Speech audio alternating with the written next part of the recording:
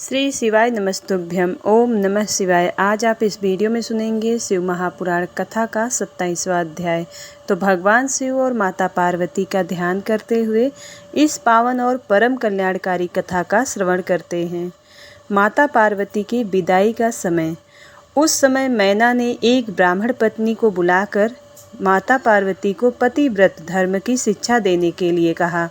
ब्राह्मण पत्नी ने वहां आकर पार्वती को शिक्षा देते हुए कहा कि हे पार्वती, इस सुंदर संसार में नारी विशेष पूजनीय मानी जाती हैं। जो स्त्रियां पतिव्रत का पालन करती हैं वे धन्य हैं। वे दोनों कुलों को पवित्र करती हैं। उनके दर्शन मात्र से ही पाप नष्ट हो जाते हैं। जो पति को साक्षात ईश्वर मानकर उसकी सेवा शुश्रूषा करती हैं वे स्त्रियां इस लोक में आनंद प्राप्त कर सद्गति को प्राप्त करती हैं और वे अपने दोनों कुलों को तार देती हैं। सावित्री, लोपामुद्रा, अरुंधति, शालिंदी, शतरूपा, अनसुईया, लक्ष्मी, स्वधा, सती, संध्या, सुमति, श्रद्धा, मैना और स्वाहा आदि नारियां साध्वी कहलाती हैं। वे अपने पतिव्रत्य धर्म के कारण ब्रह्मा, विष्णु और शिव की भी पूजनीय हैं। इसलिए स्त्री को सदैव अपने पति की आज्ञा का पालन करना चाहिए। पतिव्रता स्त्री पति के भोजन कर लेने के बाद ही भोजन करे। जब तक वह खड़ा हो खुद भी न बैठे। पति के सो जाने के बाद ही सोए और उसके उठने से पहले ही उठ जाए। क्रोधित होने पर या अत्यधिक प्रसन्नता होने पर भी अपने पति का नाम न लें। पति के बुलाने पर सभी कामों को छोड़कर पति के पास चली जाए। उसकी हर आज्ञा को अपना धर्म मानकर उसका पालन करें। कभी वह प्रवेश द्वार पर खड़ी न हो।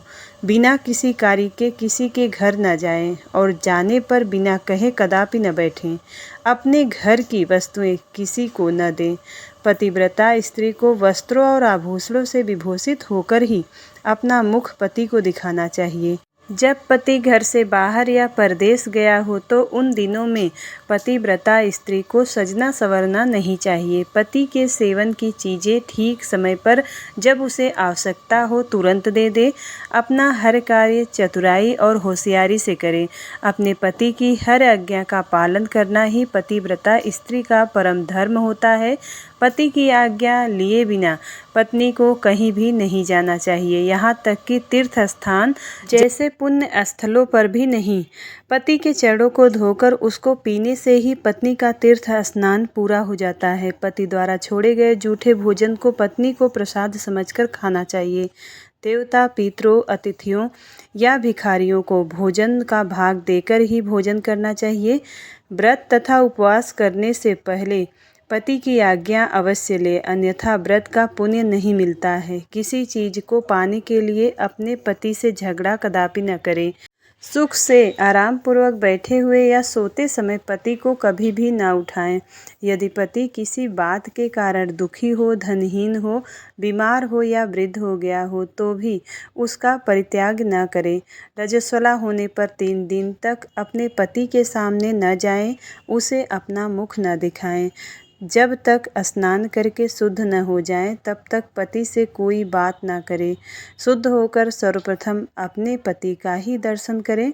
उत्तम पतिव्रत का पालन करने वाली स्त्री को सुहाग का प्रतीक मानी जाने वाली वस्तुएं जैसे सिंदूर, हल्दी, रोली, काजल, चूड़ियाँ, मंगलसूत्र, पायल, बिछुए, नाक की लौंग, कान के कुंडलों को सदैव धारण करना चाहिए। जो स्त्रियां सुहाग की निशानी माने जाने वाली इन वस्तुओं को हर वक्त धारण किए रहती हैं उनके पति की आयु में वृद्धि होती है। पतिव्रता स्त्री को कभी भी दुष्ट, कुलटा आदि भाग्यहीन स्त्रियों के साथ नहीं रहना चाहिए, अर्थात उनसे मित्रता नहीं करना चाहिए। पति से लड़ने वाली और उससे बैर भाव रखने वाली स्त्री को सहेली ना बनाएं। कभी भी अकेली न रहें। वस्त्रहीन होकर स्नान न करें। सदा पति के कहे अनुसार चलें। पति की इच्छा होने पर ही रमण करें। उसकी हर इच्छा को ही अपनी इच्छा समझें। पति के हंसने पर हंसें और उसके दुखी होने पर दुखी हों।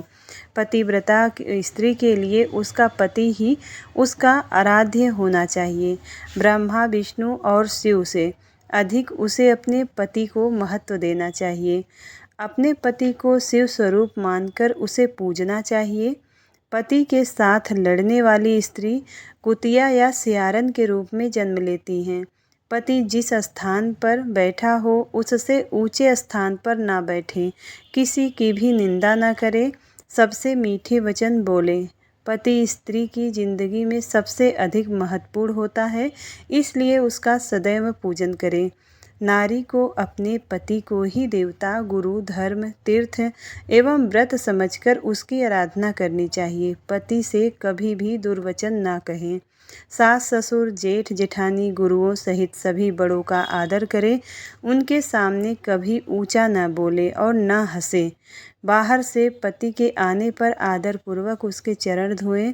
जो मूढ़ बुद्धि नारियां अपने पति को त्याग कर व्यभिचार करती हैं अथवा दुष्ट पुरुषों के सानिध्य में रहती हैं, वे उल्लू का जन्म लेती हैं। पति से हीन नारी सदा के लिए अपवित्र हो जाती हैं। तीर्थ स्नान करने पर भी वह अपवित्र रहती हैं। जिस घर में पतिव्रता नारी का वास होता है, उसके पति, पिता और माता तीनों के कुल तर जाते हैं। वे सीधे स्वर्गलोक की शोभा बढ़ाते हैं। इसके विपरीत जो स्त्रियां पर पुरुषों की ओर आकर्षित होकर अपने मार्ग से भटक जाती हैं, वे अपने साथ साथ अपने कुल का भी नाश करती हैं। पतिव्रता नारी के स्पर्श होने मात्र से ही वहाँ की भूमि पावन और पापों का नाश करने वाली हो जाती है। सूर्य, चंद्रमा तथा वायुदेव भी पवित्रता हेतु नारी का स्पर्श करते हैं ताकि वे दूसरे को पवित्र कर सके। पतिव्रता पत्नी ही गृहस्थ आश्रम की नींव है, सुखों का भंडार है, वही धर्म को पाने का एकमात्र रास्ता है तथा वही परिवार की वंश वेल को आगे बढ़ाने वाली है। भगवान विश्वनाथ में अटूट भक्ति भाव रखने वाले शिव भक्तों को ही पतिव्रता नारियों की प्राप्ति होती है। पत्नी से ही पति का अस्तित्व होता है। एक दूसरे के बिना दोनों का कोई अस्तित्व नहीं रह जाता। पत्नी के बिना पति देव यज्ञ, पितृ यज्ञ और अतिथि यज्ञ आदि कोई भी यज्ञ अकेले में संपन्न नहीं कर सकता। पतिव्रता नारियों को पवित्र पावनी गंगा के समान पवित्र माना जाता है। उसके दर्शनों से ही सब कुछ पवित्र हो जाता है। पति पत्नी का संबंध अटूट है। पति प्रणव है और पत्नी वेद की ऋचा एक तप है। तो एक क्षमा पत्नी द्वारा किए अच्छे कर्मों का फल है। पति, हे गिरजानंदिनी, शास्त्रों में पतिव्रता नारियों को 4 प्रकार का बताया गया है: उत्तमा, मध्यमा, निष्कृष्टा और अति निष्कृष्टा। ये पतिव्रता स्त्रियों के भेद हैं। जो स्त्रियां स्वप्न में भी सिर्फ अपने पति का ही स्मरण करती हैं, ऐसी स्त्रियां उत्तमा पतिव्रता कहलाती हैं।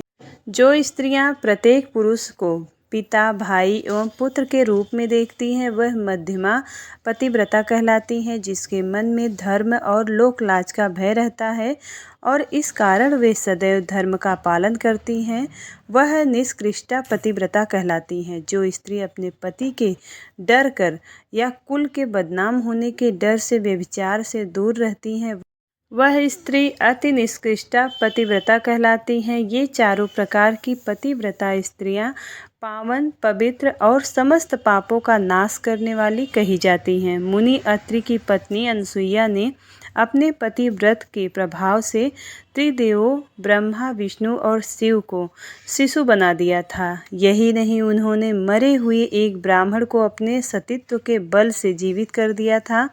हे गिरजानंदिनी, मैंने पतिव्रता स्त्री की सभी विशेषताएं और गुण तुम्हें बता दिए हैं। अब आप इसी के अनुरूप ही आचरण किया करें। अपने पति की हर आज्ञा को सर्वोपरि मानकर उसका पालन करें। पति को खुश रखने से ही सभी मनोवांछित फलों की प्राप्ति होती है। आप तो जगदम्बा का रूप हैं और आपके पति तो साक्षात भगवान शिव हैं। आपको यह सब बताकर कोई लाभ नहीं, क्योंकि आप तो यह सब जानती ही हैं और आप इसका उत्तम पालन भी करेंगी। आपके विषय में तो सोचकर ही स्त्रियां पवित्र एवं पतिव्रत धर्म का पालन करने वाली हो जाती हैं। इसलिए मुझे अधिक कुछ कहने की कोई आवश्यकता नहीं है।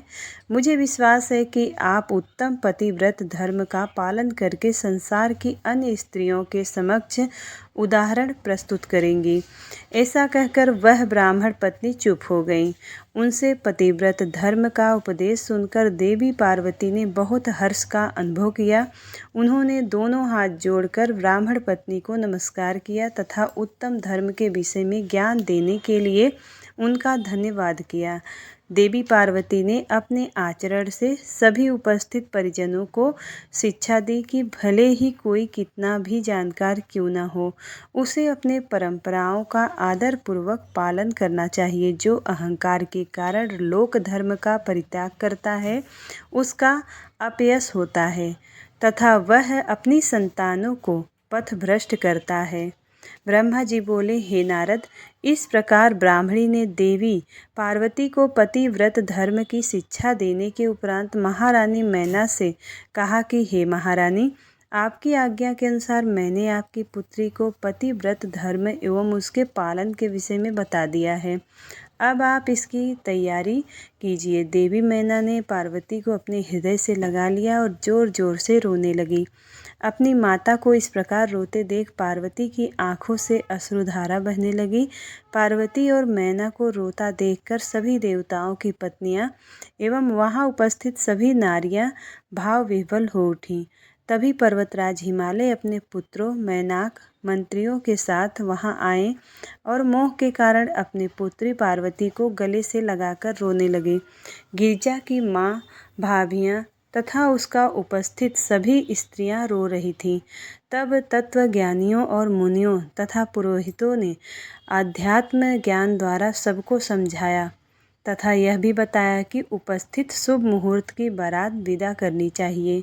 ऋषि मुनियों के समझाने से भावनाओं का सागर थमा। तब पार्वती ने भक्ति भाव से अपने माता पिता, भाइयों एवं गुरुजनों के चरण स्पर्श कर उनका आशीर्वाद प्राप्त किया तथा वह पुनः रोने लगी। तब सबने प्रेम पूर्वक उन्हें चुप कराया। शैलराज हिमालय ने अपनी पुत्री पार्वती के बैठने के लिए एक सुंदर रत्नों से जड़ी हुई पालकी मंगवाई। ब्राह्मण पत्नियों ने उन्हें उस पालकी में बैठाया।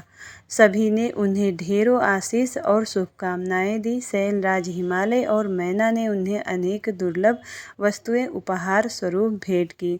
देवी पार्वती ने हाथ जोड़कर सबको विनम्रता पूर्वक नमस्कार किया और उनकी पालकी वहां से चल दी। प्रेम के वशीभूत होकर उनके पिता हिमालय और भाई भी उनकी पालकी के साथ साथ चल दिए। कुछ देर बाद उस स्थान पर पहुँचे जहाँ शिव जी अन्य बारातियों के साथ उनकी प्रतीक्षा कर रहे थे।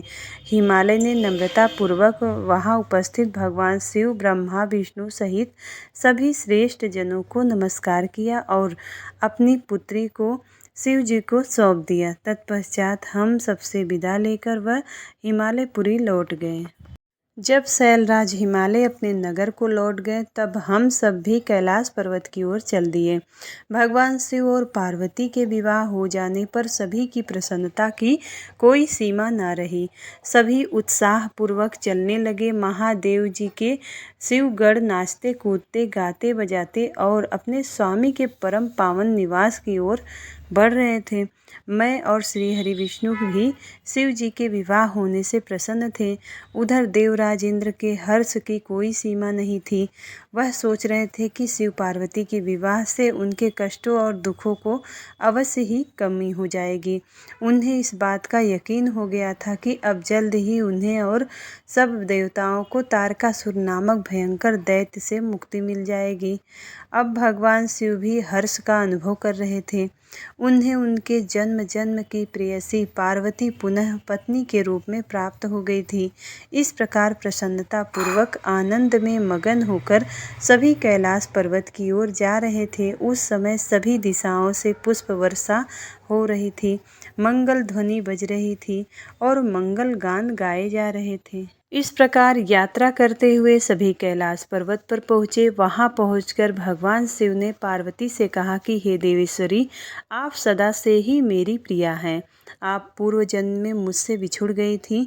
सब देवताओं की कृपा से आज हम पुनः एक हो गए हैं। आज आपको पुनः अपने पास विराजमान पाकर मैं बहुत प्रसन्न हूँ। हम दोनों का साथ तो जन्म जन्मांतरों से है। शिव शिवा के बिना और शिवा शिव के बिना अधूरे हैं। आज मुझे पुनः अपनी प्राण वल्लभा मिल गई है। प्रभु शिव की इन प्यारी बातों को सुनकर देवी पार्वती का मुख लज्जा से लाल हो गया।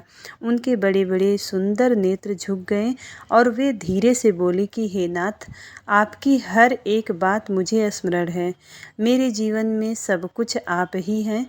आज आपने अपनी इस दासी को अपने चरणों में जगह देकर बहुत बड़ा उपकार किया है। मैं आपको पति के रूप में पाकर धन्य हो गई हूँ। देवी पार्वती के उत्तम मधुर वचनों को सुनकर भगवान शिव मुस्कुरा दिए। तत्पश्चात भगवान शिव ने सभी देवताओं को स्वादिष्ट भोजन कराया एवं उन्हें सुंदर उपहार भेंट स्वरूप दिए। भोजन करने के बाद सभी देवता एवं ऋषि मुनि भगवान शिव के पास आए और उन्हें प्रणाम कर उनकी स्तुति करने लगे और शिव पार्वती की आज्ञा लेकर अपने अपने धाम को चले गए। तब मैंने और श्रीहरि ने भी चलने के लिए आज्ञा मांगी तो शिव जी ने हमें प्रणाम किया। तब मैंने और विष्णु जी ने हृदय से लगाकर उन्हें आशीर्वाद दिया। फिर हम भी अपने अपने लोकों को चले गए। हम सबके कैलाश पर्वत से चले जाने के बाद भगवान शिव अपनी प्राण वल्लभा पार्वती के साथ आनंद पूर्वक वहाँ निवास करने लगे। भगवान शिव के गढ़ शिव पार्वती की भक्ति पूर्वक आराधना करने लगे। नारद, इस प्रकार मैंने तुम्हें भगवान शिव पार्वती के विवाह का पूर्ण विवरण सुनाया। यह उत्तम कथा शोक का नाश करने वाली, आनंद, धन और आयु की वृद्धि करने वाली है। जो मनुष्य सच्चे मन से प्रतिदिन इस प्रसंग को पढ़ता अथवा सुनता है वह शिवलोक को प्राप्त कर लेता है। इस कथा को सुनने मात्र से समस्त रोगों का नाश होता है तथा सभी विघ्न बाधाएं दूर हो जाती हैं। यह कथा यश, पुत्र, पौत्र आदि मनोवांछित वस्तु प्रदान करने वाली तथा मोक्ष प्रदान करने वाली है। सभी शुभ अवसरों और मंगल कार्यों के समय इस कथा का पठन अथवा श्रवण करने से समस्त कार्यों की सिद्धि होती है। इसमें कोई संशय नहीं है, यह सर्वथा सत्य है। प्रेम से बोलिए भगवान शिव शंकर की जय, माता पार्वती की जय। श्री शिवाय नमस्तुभ्यं। शिव महापुराण कथा का 27वां अध्याय समाप्त। उम्मीद करती हूँ वीडियो आपको पसंद आती है। आज श्री रुद्र संहिता तृतीय खंड पार्वती खंड संपूर्ण हुआ। इसके आगे की कथा अगले अध्याय में सुनेंगे। उम्मीद करती हूँ वीडियो आपको पसंद आती है। यदि वीडियो पसंद आया तो वीडियो को लाइक ज़रूर किया करिए और चैनल पर पहली बार आए हैं तो सब्सक्राइब ज़रूर करिएगा और कमेंट बॉक्स में हर हर महादेव का नारा ज़रूर लगाइएगा। तो मिलती हूँ अगली वीडियो में, तब तक के लिए जय शिव शंकर, जय माता पार्वती।